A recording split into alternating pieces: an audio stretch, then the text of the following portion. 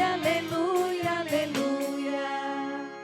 Suas vestes no sangue alvejaram, como o sol no esplendor cintilaram. Honra, glória, louvor ao Cordeiro. Aleluia, aleluia, aleluia, que por nós se imolou no madeiro.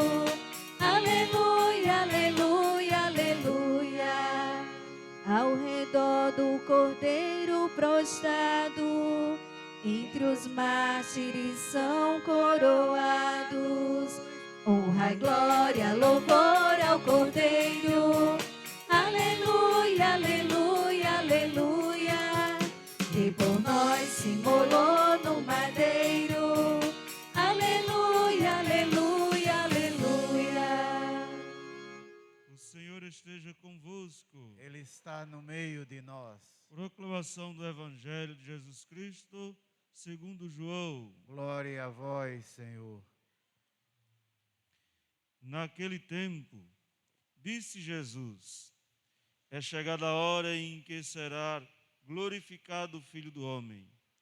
Em verdade vos digo, se o grão de trigo que cai na terra não morrer, permanecerá só, mas, se morrer, produzirá muito frutos.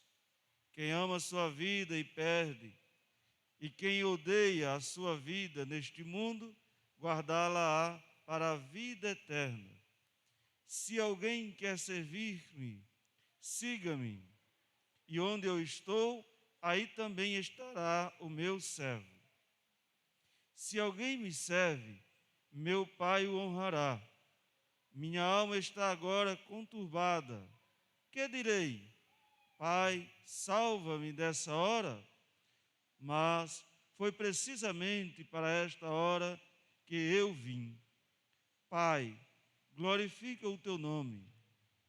Veio então uma voz do céu: eu glorifiquei e o glorificarei novamente.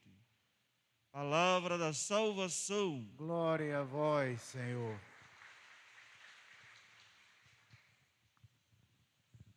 Querido diácono Márcio, prezada comunidade, a igreja em festa testemunha o martírio dos primeiros mártires do Brasil. E aconteceu aqui. Nesta mesma hora está tendo a missa lá no santuário de Uruaçu. E antes da pandemia, a gente sabe que era uma grande concentração de pessoas. Se Deus quiser, no próximo ano, estaremos todos lá, agradecendo ao Pai do céu pelas vitórias que Ele nos concedeu. O martírio na igreja, martírio é dar a vida pela fé. Quando existe o martírio, não precisa de milagre para a canonização. O próprio martírio já é o sinal, o testemunho. Às vezes, quando uma irmã, por exemplo, a irmã Lindalva, que foi assassinada lá na Bahia, e tantos outros, então, deram a vida pela fé, servindo a nosso Senhor. É o martírio. Os mártires de Cunhaú e Uruaçu, os primeiros chamados protomártires, deram a vida por causa da fé. E por isso, a igreja, através do Papa Francisco, concede a canonização a estes protomártires. E quando a igreja eleve os mártires ao patamar de santo, a um reconhecimento, é para que eles sejam modelos, exemplos para os outros. Assim são os outros santos que nós veneramos na nossa igreja. São apresentadas como fiéis testemunhas do Evangelho. Foram testemunha até o último momento, ou seja, deram a vida por causa da fé. No Antigo Testamento, essa prática de morrer por causa da fé, ou por causa da obediência a Deus, vai ser expressa na primeira leitura de hoje, no livro dos Macabeus.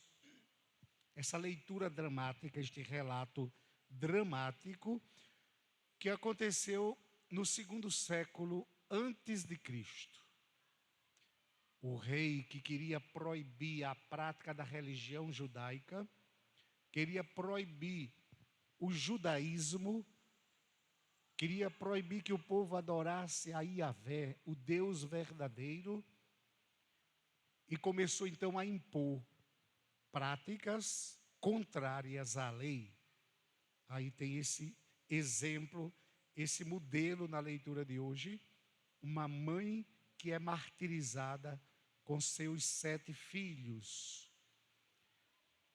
Começa então o martírio a partir do mais velho, e os outros, juntamente com a mãe, vão assistindo um a um sendo mortos, e por último a mãe. E um vai confortando o outro: resista, não desista, porque Deus está lá no céu esperando por todos nós. É por Deus que nós nos submetemos. Submetemos a Deus, mas não à crueldade desse tirano. Morreram então pela fé, pela prática da fidelidade a Deus. Essa leitura é uma das primeiras leituras. Antes tem o Daniel 12, o livro de Daniel, no capítulo 12, que já vai tratar da ressurreição dos mortos. E aqui, a ideia, o sentido, a compreensão de ressurreição ou de vida eterna já estava estabelecida. Essa é uma evolução dentro do pensamento da teologia da Bíblia. A compreensão de que existe o céu, a compreensão de que existe uma vida eterna. No livro dos Macabeus, já vai se dar essa compreensão, e o texto é exatamente esse. A mãe confortando os filhos, dizendo que Deus está esperando de braços abertos para conceder a recompensa. Ou seja, a morte não tem a última palavra. Jesus, na cruz, passa pelos sofrimentos também. É o sacrifício do Cordeiro para tirar os pecados do mundo. Ele então aceita ser sacrificado na cruz.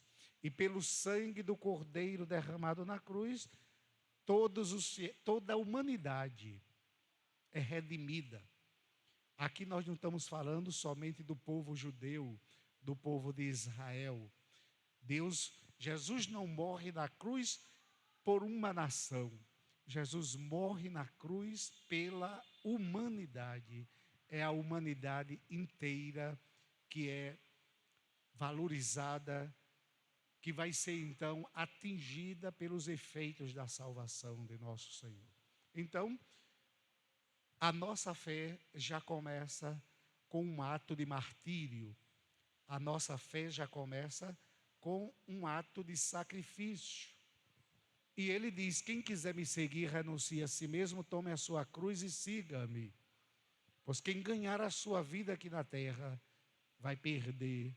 E quem perder a sua vida por causa de mim, esse vai ganhar.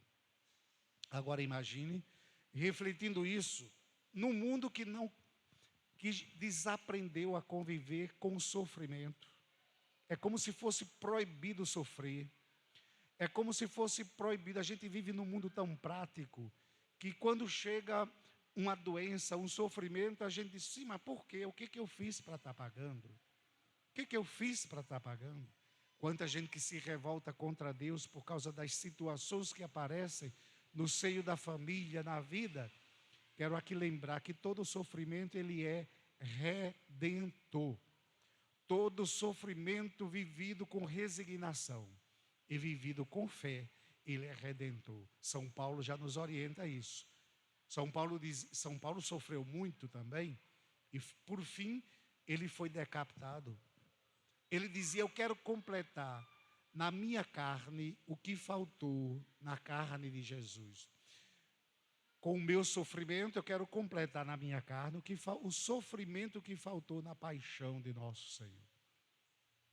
Unido. Então, tão grande era a convicção que São Paulo tinha em relação ao seguimento a Jesus, que ele se uniu a Jesus também na cruz. Então, para nós, irmãos e irmãs, que às vezes queremos abandonar a fé por bobagem.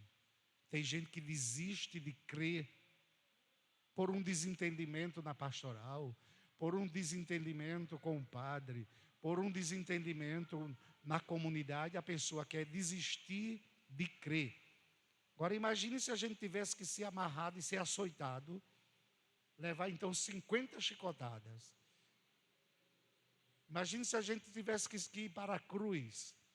Imagine se a gente tivesse que ser apedrejado como Paulo foi.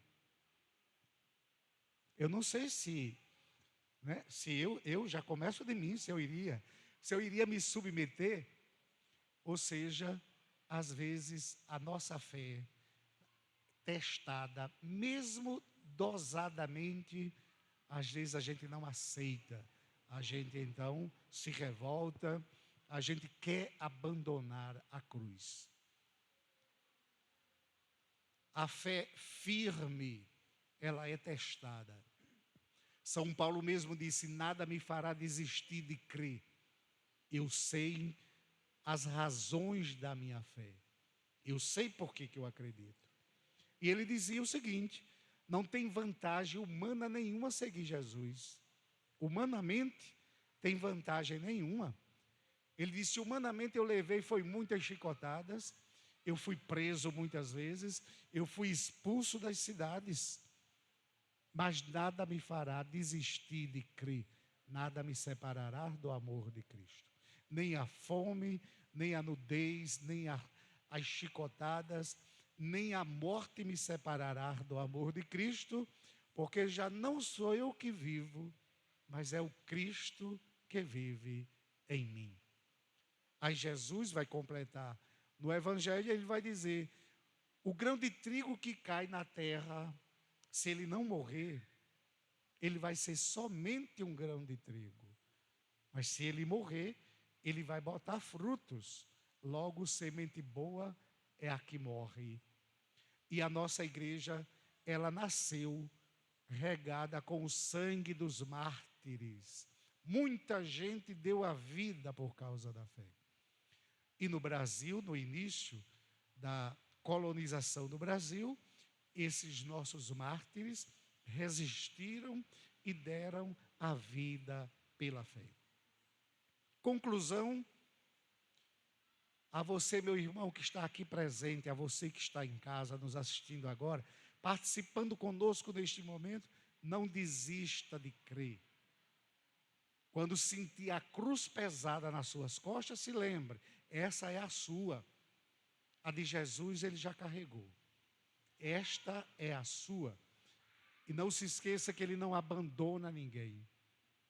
Eu estarei convosco todos os dias até o fim dos tempos. Avalie a sua maneira de pensar, avalie a sua maneira de rezar e a sua maneira de dar testemunho. Como é que eu estou dando testemunho? Como é que eu estou perdendo a minha vida para poder ganhá-la? Ou eu ainda estou correndo atrás do nada e me cansando de tanto fazer coisa para ser visto pelos homens? Não adianta. É a Deus que a gente tem que agradar. Portanto, inspirados pela atitude dos mártires que morreram pela fé, que nós também possamos, no dia a dia, testemunhar as razões da nossa fé. Então, lá na sua empresa, lá no trabalho, lá no ambiente da comunidade, com os vizinhos, quando quiserem criticar, quando disserem muitas coisas contra vocês, lembre-se, nosso Senhor mesmo disse: bem-aventurados os injustiçados, bem-aventurados os que forem criticados, perseguidos, injuriados por causa do meu nome, porque grande será a recompensa para estes. Que Deus nos ajude a suportar a fé testada, a fé provada. Louvado seja o nosso Senhor Jesus Cristo. Para sempre seja louvado. Creio em